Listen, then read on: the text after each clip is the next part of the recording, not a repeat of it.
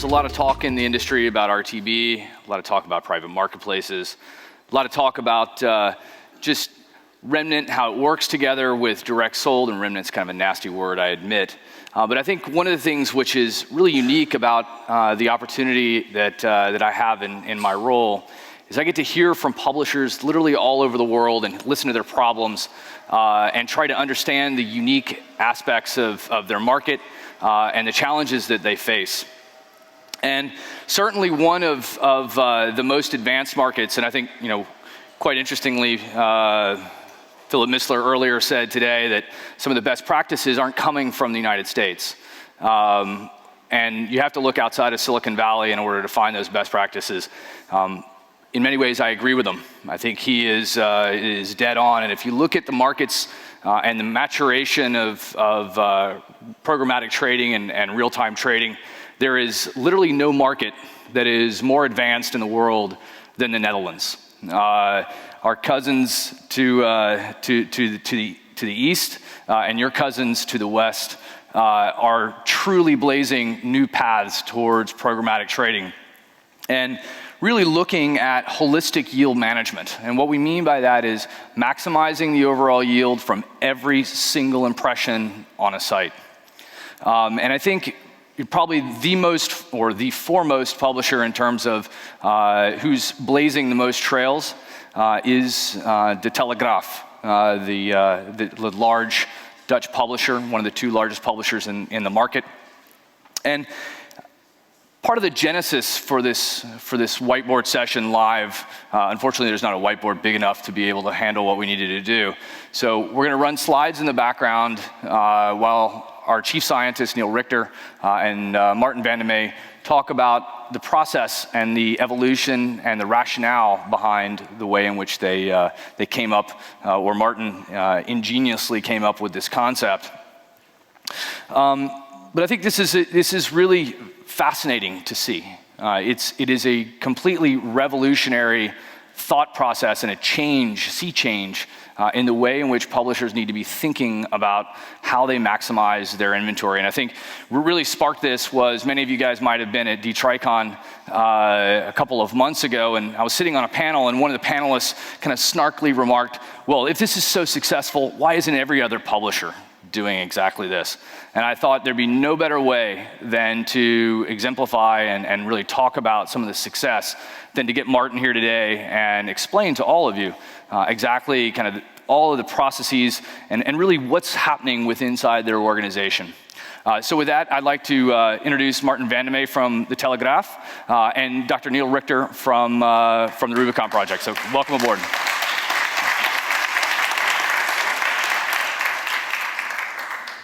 Hi. So Martin, why don't you, before we get started on it, I'll give a quick non-salesy bit, if that's all right. The mission of the Rubicon Project is really to automate the buying and selling of digital media. It's always been that way, and it will always be so.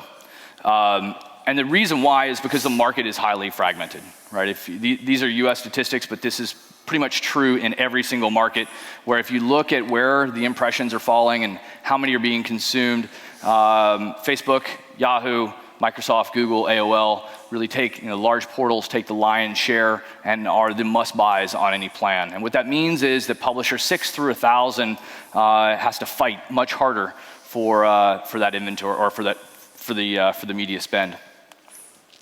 So the solution is easy, safe access to all of that inventory at scale and to make it easy to buy. If you look at the stock market and how it's grown since automation has taken place, it's hundreds, if not thousands of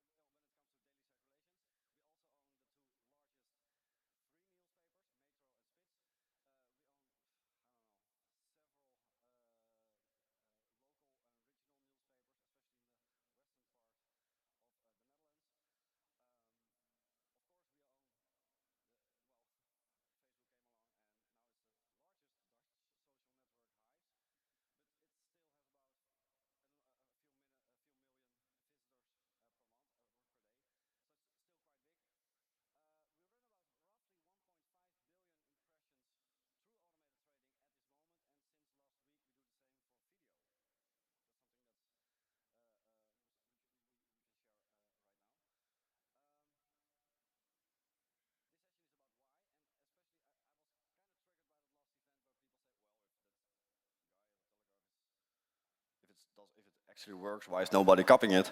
And I was thinking, what's the best example? There is a reason why Red Bull was world championship for the last 3 years. Is it that easy to be world championship in something? No, only if you try to have the right focus. And I think what we did within the Telegraph is we actually spent a lot of time and resources in the last 5 years in automated trading.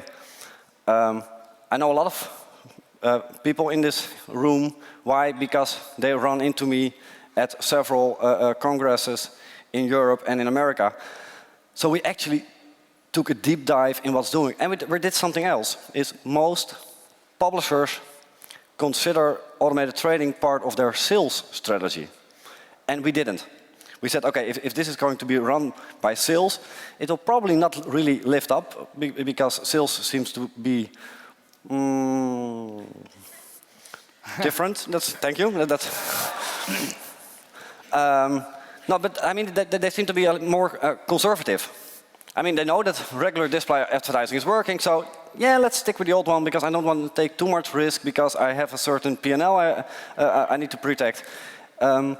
So yield management, as we called it in the early days, was part of the publisher. And for the publisher, we had a whole different goal. It was, okay, how can I make money, more money, without increasing my cost of sales? That's a whole different conversation. And that's actually the reason why we were able to make certain steps. That's also the reason why we are being considered successful. That's just for one reason. I didn't compromise. So people actually tried to fire me within TMG. A few of them are left, so I'm a little bit safer at the moment. But seriously, because if you start talking about automated trading and switching your business model, you will always have an internal discussion within your company. And internal discussions within companies can take weeks if it's a small company, or it can take years when it's a really big company. So my approach was, okay, this is what we're going to do, and if somebody doesn't agree, well, I'm going to do it anyway. It's better to ask for permission. No, it's better to ask for forgiveness than permission. So that was the whole approach we had over the last years, and that's the approach we're still taking. That's the reason why we're live with automated trading and video, as an example, because otherwise it would not happen at the scale we're doing it. So to talk about that real quick, what in terms of how you were doing it previously, waterfall approach, essentially direct sales would take it first. And I think this gets into the overall strategy and implementation that we're talking about, but how was it in terms of the way you did it before, in terms of direct sales and sponsorship, and then? Well, then we actually have to go back to 2008 when we had our own sales team, and everything that was not being sold went to one of the networks in the Netherlands, and that was it. So as soon as we started with automated trading, we said, okay, cool, that means that we can actually let all those networks compete. Ha ha ha. So we didn't make, so we took a very black and white approach, because of course all those networks came along and they said, you know, if you move me out of your SSP and you put me in front of them, we will make more money. And they were true. We did a test and they made more money. The problem was we didn't. Right. So that was a very good excuse to say, okay, that's why we optimize everything. And seriously, the whole automated trading is the most simplistic thing there is. It's ridiculous that we're having conferences over it for years, because demand, supply, it's something you learn in college. We came to the conclusion, so okay, we can drive prices up if there's enough demand. Okay, cool. How many networks are there in the Netherlands? We create one ourselves. Cannibalize yourself. So what we did is yep. So automated trading, most of those parties are CPC campaigns. What if we start selling CPC campaigns and we let it compete? I mean, it's actually that simple, and that's how we started becoming a network. So the waterfall approach is something we never did, well, at least for the last 5 years. And when RTB kicked in, programmatic buying, we had the big advantage because we were a seller and a buyer. We could see what was happening on both sides of the coin. And we thought, oh, wow, automated trading, that's cool. Maybe we should try it before the whole market does it. So we were one of the first networks who started buying using automated trading, and we saw our revenue explode because all those networks were still struggling with their contracts, so they had to sit it out.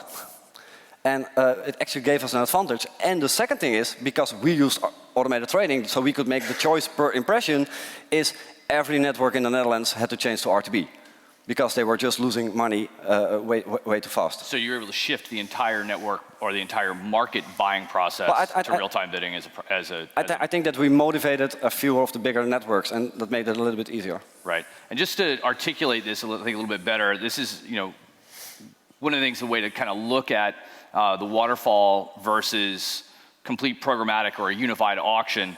This is the concept, right? So instead of having a pyramid model where you're prioritizing who gets what, and sorry we're geeking out a little bit, but this is important. So instead of creating a pyramid with multiple prioritizations and essentially sponsorship, then direct, then private marketplaces, and then whatever remnant then gets consumed, under this process, everything is competing. Every single impression competing in a direct and unified auction environment. And the important point here is that, essentially what we're talking about is an economic mechanism for selling things, right? An ad server is just imposing a mechanism of saying, all right, we're going to take an order, this one's going to be priority 1, this next one is going to be priority 2, and you stack them. And when you do that, it tends to indicate how much revenue you're going to get, and it also has a self-reinforcing prophecy on pricing. You can't charge someone at priority level 3 the same pricing as you can at priority level 1 because they're not competing, they're not getting the same price of inventory. So then you have various problems. The solution to this is just to make this very, very easy and go all in with an auction. Bid back into your own inventory, do essentially non-guaranteed buys back into the auction, guaranteed buys with deal ID back into the auction, and let RTB and all the other networks essentially compete. Because if you're reserving inventory and you're not charging a super premium price for it, then what's actually happening is you're depressing the value of the stuff that is in the auction. Yeah, because not all of the demand is there. Yeah, and one of the things we figured out, because we were also a buyer, is there was something as a pre-auction. I had never heard of it, but what actually happened is when you were using a DSP, because of course we were using one of the main DSPs, we found out that they had an auction within the DSP, and only the winning bid was offered to our sell-side platform. And that drove me nuts, because that meant that if there was a guy, and we have those guys in the Netherlands, 15 years old, few millions on the bank, they could open an account, they could start buying our inventory for 10 euros just to piss us off. And again, I'm a control freak and I don't like to compromise, so I said, how are we going to solve this one? And I'm in very cool close contact still with Click District, and they were able they were able to build their own bidder. So they got lost of that whole pre-auction thing. And I gave Mark a call, and it actually, this is a live, how do you say it? Changing? No, it's a live composition of how that call was. I have my phone with me. Marco, yeah. You built your own bidder, yeah. I also want to have one. Is it possible? Yeah. How long does it take? Okay, cool. Okay. And we went live 1 month later. That's also a reason why I don't like to email. The cool thing about having our own bidder, that made it much more interesting, because that also meant that there was an additional buyer on our network that even increased bid density, that even drove up prices anymore. So using that technology, we came to the conclusion, maybe we should have even more bidders. So at this moment, we're going to have a separate bidder for self-service, because we just know we need more demand and we need to have more price competition.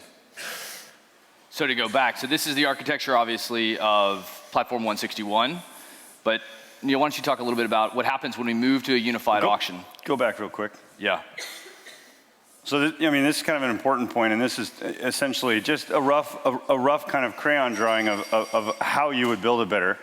You want your bidder to essentially accept impression requests and essentially execute buying logic. But then behind it, you want separate algorithms that are seeking to optimize their particular type of campaign. And if you're selling CPA, CPM, CPC, those are slightly different objective functions. So you want your optimizers essentially directed in that fashion, and then all of them are essentially then forwarding their bids back into the auction. You know, you could have a separate one for just retargeting because there's some schemes and, you know, essentially some bidding algorithms that can be customized there. But then all of it needs to essentially have inventory forecasting and reporting available to it so that they can form a feedback loop and each algorithm can work effectively. But, you know, RTB is easy once you break it down into small steps. Yeah. So let's go to the equation slide. There you go. This one is easy. So, you know, this is the fundamental equation of yield that kind of we talk about internally, and it's neat and clean because it has a supply part and a demand part. So revenue equals the number of unique users that you drive to your site per day times the revenue per unique user. Okay, so it's not about CPM necessarily because CPM goes up as you get more orders into the system. So what are you supposed to do as a publisher? Well, create quality content and get more unique users to your site. Well, what does your sales team need to do? Put more orders in the system. If you put more orders in the system, price goes up, competition goes up, and you make more revenue simply because you're putting more orders into the system. Make more bidders. Actually, very important. The other slide. No, not the complicated one. The next one. Next one. No, the last one. Last one. Yeah. Sorry. No, the other one. That one, yeah. Unique users per day. Because what you're saying is excellent. There's also a reason why we made a small change in our organization. And this moment, I'm actually working very close to our head of marketing and analytics. Why? Because at every publisher, you have different silos, content, sales, and most of the time, channel management, analytics, marketing, etc. And we came to the conclusion that channel management and publishers are more driven by page views than actually unique users. And we came to the conclusion, being in automated trading and doing a lot of analytics over it, that it doesn't make sense to change our website so the page views per user would go up even more. We need to attract more users and we need to attract different audiences so we can better identify these users. I mean, if you're doing auto refreshing, you're trying to drive, you know, essentially more ads per user. You may get some short-term gain from this, but overall prices fall. I mean, this is, you know, the law of supply and demand. If you increase supply without also increasing demand, then prices fall. You know, things become in balance. Roughly 80–90% of our revenue through automated trading is made on the first 10 impressions. So it's very cool that we have those sales guys pressing F5 all the time to see if their ads show up. But that's not driving any revenue. No. And, you know, so what are the important liquidity metrics you should look at? Go back. Wait, what do you want me to do? Can we have You have it. I don't get to drive anymore. Go back to the equation slide again. See? All right, so just, you know, again, auctions are really easy. Here are the things you need to look at. The number of bids per auction. Track it. Track it and make it go up. Your job is to put more orders into the system so that the bids per impression go up. The average CPM of bids. Now this makes sense. You know, you want to drive the CPM of your bids up by offering data targeting, offer value-added targeting, so that people have a reason to pay more on a CPM basis because they're finding the impressions that they want. You eliminate some waste, prices go up. You look at the average CPM of winning bids, of course. This is essentially the revenue you collect.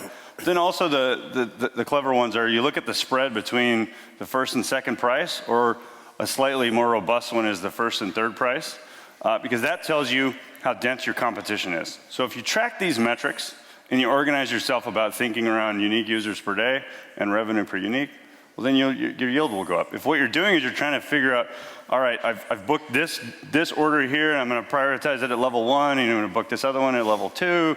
Well, is that right? You need this very complicated forecasting system.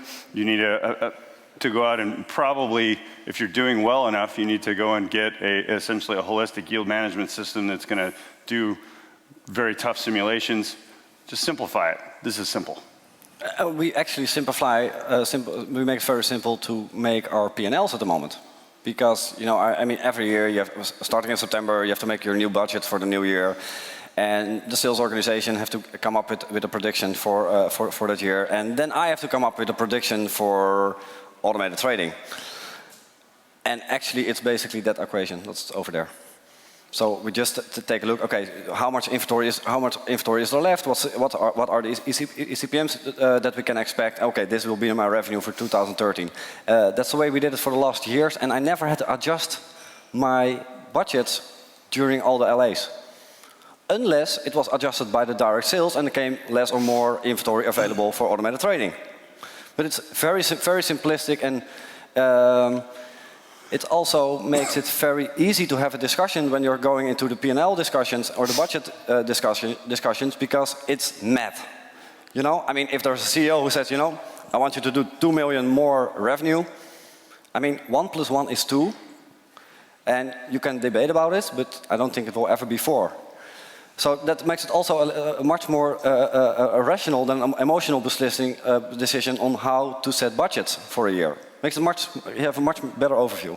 So let's talk about data real quick. How are you leveraging, you have a tremendous amount of personally identifiable information, profile information that your subscribers have delivered to you, as well as your Hives data. How are you leveraging that as part, in part and parcel with the auction process to maximize yield? That's the coolest thing ever, because we never used any data so far. Really? We don't. What are the plans too? That's another thing. We have some plans. What we did with data is first we used Hives data as an example to do an overlay to see, okay, is there a difference in revenue from male, female, and age buckets? And we came to the conclusion that the segment with the highest ECPM was actually the segment that's called unknown. Unknown. Yeah. So if you give the data to an advertiser without knowing that there is data applied, right, you have the best overview, because they're not paying for it, they're not seeing it. We can actually, so we had to realize that the data we have isn't that useful, unfortunately, despite what everybody is saying. I mean, data is, I think, the most overrated thing ever. There's other data that sorry, oh. So, I mean, the data we get from the platform is data that gives us information on how to optimize things much further. What we did, because we realized that advertisers are interested in data, but the most valuable data there is the data they have. Right. So we created a retargeting product, as an example. We have our own bidder, so we created a retargeting product because we said, okay, all the retargeting products today are more or less, you're a woman, you go to a website, you see a pair of red shoes, and they will hunt you down the rest of your life. And we want to get rid of that approach, and it's a small preview, because in a month we will go live, and then I can actually show you the numbers. But we came to the interesting conclusion that, from a publisher perspective, if you have seen those red shoes, we're not going to show you the red shoes anymore. That's the outcome of our retargeting product. Why are we not going to hunt you down with the red shoes? Because you're already made the decision that you want to buy red shoes. Yeah. So we got about 3 minutes left. So just to show this slide real quick, because I think it's really important to visualize what we're talking about in terms of the actual unified auction which is taking place. So if you look, you've got a number of bidders that are taking place against every single impression that falls within the TMG properties. So Platform 161, Agency Trading Desk number 3, DSP number 2, DSP number 8, Agency Trading Desk number 1, et cetera. And you can see what's interesting here is Platform 161, which is essentially their bidder buying against their own inventory, is willing to pay $255 for that particular travel ad which is going. This is then, all these are then checked, all ads checked for quality, conflicts, and price within the decisioning engine. And the winning ad is selected. In this case, it's actually not Platform 161. So in this case, the direct sales was preempted by a non-guaranteed buy wanting to come in and target that user for a finance ad that's willing to pay a higher price. And so this is what we mean by overall unified or holistic yield management. Now, quick one, Neal, how do you do this without having to build your own bidder, without having to essentially scrap your existing ad server, et cetera? So we have a product called the Real-Time Pricing product that will enable us to essentially look at a particular user and the inventory that that user is expected to look at. It refreshes constantly and essentially forward a demand curve to that to the ad server, and just using the keys and values in any ad server, essentially tell the ad server what we think that this user is worth. So we're essentially breaking down that average. If your exchange is represented in your ad server by a single CPM, that's an average. Averages don't work in internet advertising because every price curve, it looks like an exponential curve that's descending. So what we do is we use real-time pricing to essentially shatter that average into a bunch of small pieces. You put it into the ad server, you say, this is what this impression is worth. There's line items attached to it, then that impression is delegated out to the exchange and then sold. So we're essentially able to layer lots of all of the prices from the indirect channel, the exchange, are layered throughout the stack. Nice. And feasibly with that, sorry. Go ahead. But do we need our own bidder? Because that was your question. Well, you've done it in kind of the perfect way. For someone who is not going to essentially take a shotgun to their ad server, we have a product for them, right? Because this requires an element of bravery of just saying, okay, power down the ad server, we're going all auction. Yeah, and before people start to lower their guns and say, oh, I was on the conference. We actually still have a primary ad server. The only thing is we know that Rich Media, as an example, that's being sold for 10 euros up, is still running through our primary ad server. It's just that we know that at a certain point in our rate card, there is a gap that's big enough so we can say, okay, here we can have a hard line. And that leads to the best practice. You have to know when you're going to do this, all right? A regular ad server, that is fine if you chart your price curve and you say, okay, where do the price curves intersect? If your direct prices vary from 10 euros to 2 euros and your prices from the exchange go from less than 1 euro to 3 euros, you have some overlap there. And what you need to do is you need to cut it at, say, 5 euros and say, all right, everything below 5 euros is going into the auction. Everything above can stay in the ad server. Yeah, that's actually what we did, because in the early days we only run performance campaigns through our SSP, and at this moment we're even hooking up trading desk, and we're actually creating everybody thinks that automated trading is about a second price auction. No, in our opinion, it's about how can I efficiently handle an order without people have to send over creatives, and I have to send an invoice and give them a call and send an IO, etc., etc. It takes us about 8 hours to process one single order. 8 hours. We actually came to the conclusion, if we talk to an agency and we let them pay a rate card, and we just gave them the tools so they can buy automatically, we just save a lot of time, and that means those people in our ad operations team can focus on the other things that they're not doing at the moment, because... This is an important point. RTB is a protocol that's a microeconomic protocol, and we've automated that as an industry. The next phase of automation needs to be essentially order taking. Automating the order so that they get in the ad server without 10 phone calls, 15 emails, and things that break. Yep, yeah. Amen to that. So I know we're running out of time, but do you have time for a couple quick questions, Kieran? No? Sure? Come on, the professor's up here. He's a doctor, first actually. off, let's see if there's anybody in the audience that wants to ask a question, because oftentimes at these conferences, we don't necessarily hear them. If he was a girl, I would probably propose. What's that? Questions later in the bar. We'll take them there. Thanks, Kieran. Thanks, Axel. Thanks, guys. Thank you.